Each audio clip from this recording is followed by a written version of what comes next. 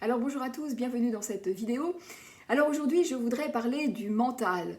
Quels sont les avantages mais aussi quels sont les inconvénients du mental? Comment bien utiliser son mental en quelque sorte, hein. Alors quand je pose les choses comme ça peut paraître un petit peu bizarre, mais je vais vous expliquer pourquoi je dis ça dans cette vidéo, hein. Alors déjà moi je trouve que de façon générale, on valorise beaucoup trop le mental, on le met trop au centre, au détriment bien, de la personne dans sa globalité, dans son entièreté, hein. C'est un petit peu comme si, et ça va un petit peu avec l'air du temps, bien, on privilégie, on valorise plus l'information par rapport à l'expérience. Quel dommage, hein. Ça c'est dommage pour tout le monde, et surtout pour les profils atypiques, hein. J'avais dit dans une de mes vidéos récentes que pour moi le plus mauvais terme pour désigner le profil atypique c'était HPI, haut potentiel intellectuel. Parce que derrière cette appellation quelque peu valorisante, bien en fait c'est extrêmement réducteur, hein. C'est réduire la personne uniquement à sa partie intellectuelle. Et en plus de ça, c'est extrêmement piégeant pour le profil atypique, hein, qui lui va répondre à cette demande, cette sollicitation. Et en plus de ça, c'est presque un non-sens, puisque justement derrière ce terme, on veut désigner des personnes qui ont une intelligence plus intuitive, justement, que déductive. Donc une intelligence qui passe par le corps, qui passe par les sens. Donc c'est un petit peu bizarre, hein. Alors le truc, c'est que le surdoué qui aime faire plaisir, qui est toujours à se demander « mais qu'est-ce qu'on attend de moi ?» Lorsqu'il comprend qu'on attend de lui qu'il soit intelligent, qu'il donne du jus de cervelle, hein, si j'ose dire, eh bien il va répondre à la demande, hein. Il va répondre à la demande, et le truc, c'est que s'il est sollicité uniquement comme cela, entre guillemets, eh bien, il va s'oublier. Il va répondre à cette demande, mais en oubliant profondément ses aspirations, hein. Et au bout d'un moment, eh bien, ça va devenir bien embêtant parce qu'il s'oublie, en fait. Il est trop à l'extérieur de lui-même.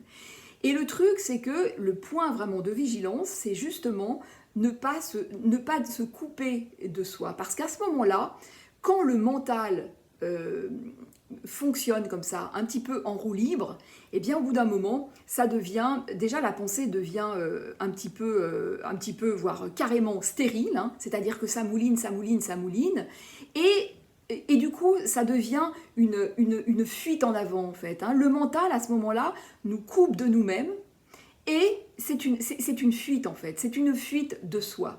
Et le truc, c'est que parfois la personne peut se dire, ou l'entourage peut se dire, eh bien comme j'ai ce profil atypique, eh ben, c'est normal que je sois toujours dans ma pensée, que je pense toujours, jour et nuit, il me faut encore plus de stimulation.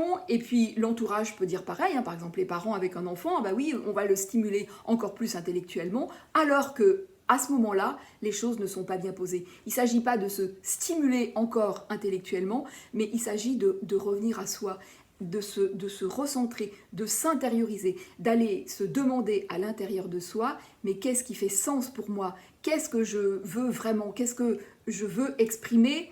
Qui je suis vraiment, hein? Et c'est comment, l'enjeu, c'est comment je vais mettre mon mental au service de mon cœur, au service de mon corps, au service de mon essence, au service de mon âme, appelez ça comme vous voulez, mais c'est comment mon mental doit être un bon serviteur, mais en aucun cas un maître en fait, hein. Quand le mental devient un maître, eh bien c'est pas bien posé, hein. Il y a un truc qui est pas bien posé. En plus dans le mental, bon, je sais pas l'objet de la vidéo, mais il y a aussi l'ego, et puis il y a le jugement, et là au bout d'un moment ça marche pas bien, ça marche plus bien.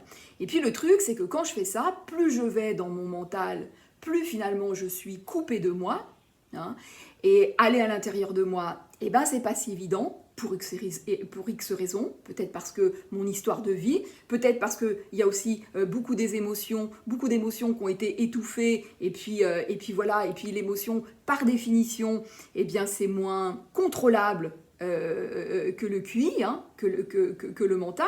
Donc du coup, eh bien, ça peut créer une peur, un inconfort. Et le truc, c'est que quand je me coupe comme ça, eh bien, je me coupe aussi des autres. Hein. Si je me coupe de moi, je me coupe aussi des autres. Et là, il y a quelque chose qui devient complètement délétère.